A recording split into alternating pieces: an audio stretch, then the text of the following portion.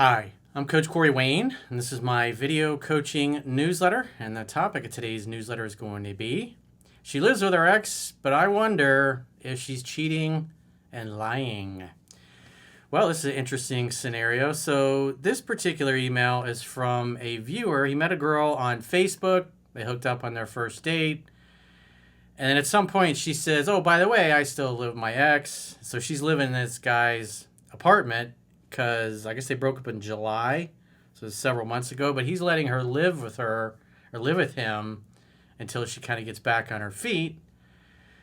And so they met a couple of times, and he got a real uneasy feeling because her behavior started changing, and the guy she was living with kind of got the sense she was seeing somebody, and so he started saying, "Hey, where you going? Who are you with? Who are you hanging out with?" And then he put cameras up at the house, apparently. And so that doesn't look like and then on top of that, it's pretty clear it looks like the boyfriend wants to get her back, but I don't think she wants him back because, as the viewer says, he's kind of a beta male. And so he's kind of backed off, and he just got a sneaking suspicion that she's just lying and cheating, and he's a side piece. And plus, he doesn't want to be mowing some other dude's lawn, so he doesn't feel comfortable. His spidey sense is tingling a little bit. So let's go through his email. He says, "Hey, Coach, I'm 24 years old, live with my parents in Pennsylvania. I split up with my ex in July, and I have a story to tell. I'd love to hear your thoughts on how you would handle the situation and what you think I did right and wrong. I added this girl on Facebook because I thought she was cute and didn't think much of it. She ended up messaging me, which told me she had a decent interest level." Yeah, I would say that is accurate. Women help you when they like you. I replied, and we messaged back and forth for a couple of days before I tried setting a date. It took us about 2 weeks to finally plan out a date. I work a second shift from 3 p.m. to 11 p.m. Monday through Friday, and I know you advise against setting a date so late at night, and we did Friday after I got out of work at 11. So we had an 11 p.m. date. Well, I mean, the book is not etched in stone. The guidelines are there because it's like going on lunch dates. Most guys that don't know any better will continually take girls out to lunch and do things because they're afraid to show their interest. And they hang out and they do platonic things all the time, and then they just end up building up a crush for a girl, and then they try to make a move after many months of lunches, maybe dinners, drinks, or whatever. And then they vomit their feelings, and then they're stuck in friend zone. And so the idea is that if you follow what's in the book, the women are the time wasters that are looking for the free meals, that are lunatics, are not going to react well to you taking your time, taking measured steps, and going slower than they are. They're going to get upset, they're going to get mad, that kind of thing. So the book is designed to keep guys, especially guys that are new to my work, from getting involved with a woman who's just jerking their chain and wasting their time. Because if a woman makes a date in the evening, well, that's a romantic thing. If she's continually trying to get you to meet for coffee or to do lunches, that kind of stuff, then that's how women keep guys that don't know any better stuck in friend zone, but they keep the stuff coming, the things that they do for them, taking them out, that kind of shit.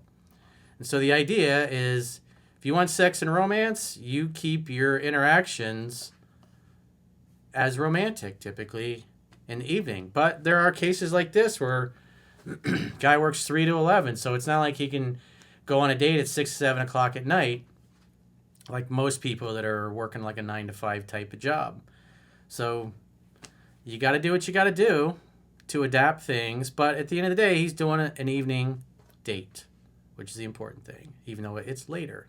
Because under normal circumstances, like you go out, especially if she works during the day, you go out on a date, you go to a bar or whatever, she gets home 3, 4 in the morning, and she's got to get up at 6 or 7 in the morning to go to work. So that's typically, with most women, it's not going to work. But this one, the schedule worked out.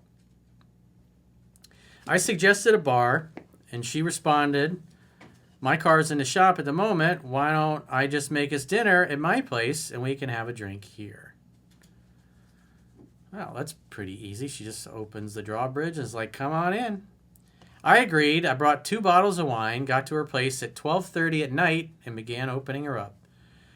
Tons upon tons of red flags. Apparently, so I guess she didn't reveal this until he was in the apartment of her ex. And then you got to kind of wonder, is she doing it just to troll the ex because she thinks he's a bitch? Which women will do that. If you act like a bitch, they will treat you like a bitch. Apparently, she lives with her ex-boyfriend, who's the owner of the apartment, and she invited me over to dinner. They broke up in July, but he let her keep living with him while she gets back on her feet. He still buys her tons of gifts and has been trying to win her back since they broke up. Well, there it is. If you're in a situation like that, like I wrote about one in my book. It was a girl I met out at a club of all places. And she had just posed for Playboy, showed me her pictures on the first date. And she was living with her ex-husband. They were divorced, but they were like co-parenting, and the house was a mess. The kids were obnoxious. And I was like, man, I met her husband. He was her ex-husband. He was a really nice guy. But I was like, I don't want to get involved in this. Plus, she was, on the coast, so it was like an hour drive just to get there. But it was a nice little short experience. But again, it's because it was a messy situation. I was like, I don't want to get involved in that. She'd rather stay there than go back to the toxic environment that her mother lives in. So what does that tell you? She comes from kind of a messed up home. Doesn't get along with her mom. The environment's toxic. Again, if you're looking for a long-term relationship, or if you're looking to get married and involve the state in your relationship, it should be with a woman who loves her father, who respects her parents, especially your dad. She says things like, my dad's my rock. I always go to him for advice. Dad's the man of the house. He's not some bitch-ass beta male that the women all walk all over and treat like shit and nag until he just throws his hands up and gives in to whatever they want. He's the man of the house, and he lays down the law, and that's it. Nobody countermands him. They don't nag him for weeks until he gives in. It's just they love and respect their father, and he's a good, honorable man. Those are very rare. But at the end of the day, how often do you meet a new best friend? It almost never happens. Maybe once a decade, maybe twice a decade. You meet somebody that you really click with, and they become a good friend. So you got to look at women the same way, and you can't get impatient. Because when you get impatient, you make mistakes out of desperation. You get with women that you shouldn't be getting with. So it's important to find out about her home life. And, as he said, he's asking her questions, trying to see what her story and her history is. She would prefer to live with the ex-boyfriend who's trying to get her back, who she, I guess, is friend-zoned and lives with, and doesn't want to go back home because it's such a mess there. So what does that tell you? It's not a girl who loves her dad. If she really loved her dad, she would just move back home and be happy to be where it's safe. But instead, she wants to avoid it at all costs. So probably she came from a broken home. And typically those women, especially if they have a bad relationship with their father, they're just extremely difficult. They don't trust men. When you tell them something, they don't respect your authority. They do things like give out their number. They're always inviting attention from other men, even if they're in a relationship, because they never were raised properly. So you got to pay attention to these things. When I was younger, I thought that was common sense, but I haven't done this for 20 years, and seeing, people come to me when they're having problems. They don't come to me because things are going great in their life. They usually come to me because shit's gone sideways. And guys will often read the book and become really good at it and meet a girl that just knocks her socks off, but they ignore the red flags and they think, oh, I can use Corey's book to fix her and get her to behave properly. But character is destiny. You got to pay attention to these things. She told me she never quite fell in love with the ex since he was constantly seeking her approval and trying to buy her love. Despite all that, I stayed, built comfort and rapport, 2 steps forward, 1 step back, seduced her, and had sex the first night, and I was on my way by 6:30 in the morning, before that dude got home. So he got the lay of the land, knows when the guy's coming home. He's going to hit it and quit it because he doesn't want to be there. Especially, think about it. If she's living with her ex-boyfriend who she dumped, and he's letting her live there, the only reason he's letting her live there is he's hoping to get back with her. He's buying her gifts. He's doing things. He's not going to like some other dude being there and mowing her lawn, but this guy is there. He's like, well, got a few hours before the ex comes home, so Might as well hit it and then dip on out before he gets back. I had asked her before I left, how would he feel if he got home from work and found me there? She said he'd probably be upset, but he wouldn't do anything. Mind you, the dude is a Marine. Well, a lot of guys in the military do stupid things. They get with ratchet-ass women, and they don't know any better. Lots of Marines, guys in the Army, meet a stripper over the weekend. A few weeks later, they're married. Then they get deployed. And then they find out that the girl's fucking their best friend or one of their childhood friends or whatever, who's supposed to be looking out, keeping an eye on her while they're deployed. A lot of bad things happen when you don't vet the character of the women you're dating. And guys in the military are just historically known for doing that.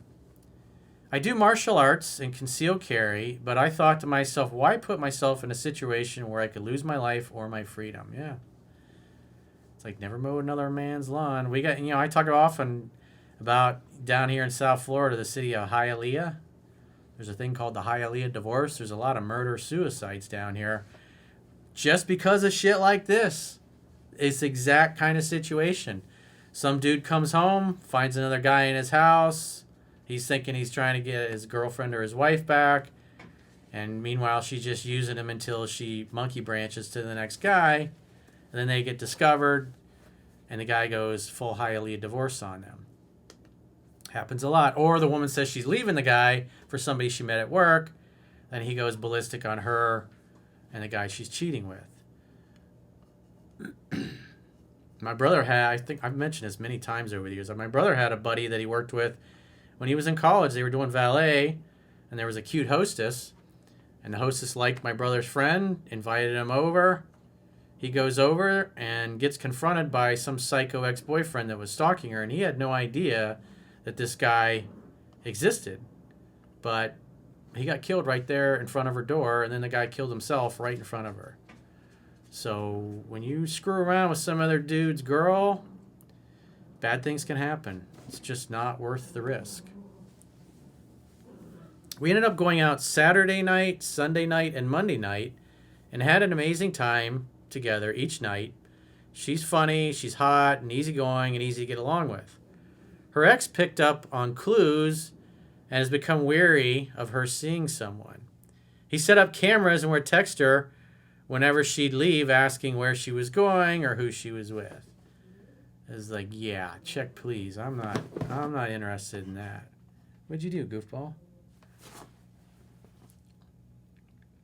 I asked her why she wouldn't tell him she's seeing me or wants to date. Bottom line is she's leading him on, and if he finds out there's another dude she intends on pursuing, he'll tell her to go live with him. There you go. I just would not, because, again, friends with benefits, fuck buddy, sex playmate, that's all I see here. She comes from a toxic environment, she'd prefer to live with the ex while she tries to monkey branch to a new guy. And the whole while, the ex's mind, he's hopefully going to get another chance with her. And if some other dude slides in there, he's not going to be happy about it. When those kinds of things happen, guys get overly emotional and they lose their shit. Again, down in South Florida, we call it a Hialeah divorce. One of my buddies in law enforcement told me about that. I saw him at the gun range one day, and he's like, well, I had another Hialeah divorce last night. It's like, I had no idea. But then, you watch the news, it's like every time you hear about those things, you're watching it's almost every night. There's murder-suicide or some domestic thing in Hialeah. It's pretty nutty down there. I told her I really like her and understand her situation, but I can't involve myself in a situation like this. And if she wants to message me or text once they're no longer living together, that's fine. But until then, I wish her the best. Good fucking job, dude. No girl, especially one from a broken home, is worth your life or jail. Me and her had so much fun and grew very close in only the course of 4 days. I knew I couldn't let it go any further unless she told them she was seeing me or moved out, so I drew the line. Thank you for everything you do, Coach. Well, dude, that takes a lot of self-control because you have a lot of chemistry, you like the girl. But that kind of situation, quite frankly, is just dangerous, and it's not worth it. I personally would have done the same thing you did. If I had known that she was living with the ex, I would have been like, whoa, look at the time. Well, hey, it's been nice meeting, but I'm not going to get involved with that. But he thought, well, I'm here. Might as well take advantage of it. But the more he found out about the situation, especially the stuff with the cameras, he's like, yeah, that's not good. I'm going to dip on out. So if she reaches out, just make sure she's not living with that guy anymore and she's completely dunsies with him. Because again, it's not worth your life. Find a girl who loves her dad, admires her dad, respects her father, looks up to him. If you want easygoing, easy to get along with, and effortless, that's pretty much a standard requirement, because very, very, very small percentage of women that come from broken homes are going to do the work on themselves to fix themselves. They'll just take their drama and their screwball way of living, and they're going to live what was modeled for them growing up. And that's just not something you can overcome, even with my book. You're not going to fix a girl who got messed up by her family and her father. That's just a fact of life. And it's not your job to do that either. You're looking for a teammate and an equal, somebody that's going to add value to your life, not somebody that it's a fucking fixer-upper and you got to try to get her to turn her life around. And 99% of the time, they're not going to be open to it. They're not going to want to do it, and they'll resent you for trying to get them to do that. So if you got a question or challenge and you'd like to get my help, go to understandingrelationships.com, click the coaching tab at the top of your screen on any page of my website, and book a coaching session with yours truly. If you haven't already signed up for our exclusive premium members-only content, in the video description of this video, there are links to join on YouTube, or you can join on Spotify, or our website, understandingrelationships.com. Just click the plans tab when you get there, and you can do a 7-day free trial on our website to check out all the great content you get for your money. And if you choose an annual plan, you can get a 25% discount at the end of the 7-day free trial. So go to understandingrelationships.com, click the plans tab, sign up for a free trial today. And until next time, I will talk to you soon.